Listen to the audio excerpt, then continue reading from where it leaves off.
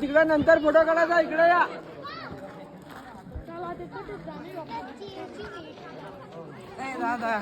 आपल्याला अजून तिकडे जायचं चल पटकन.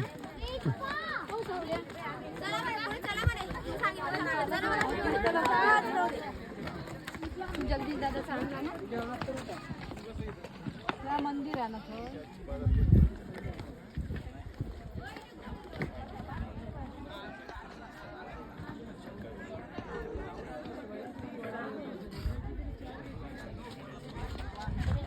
परी बाहेर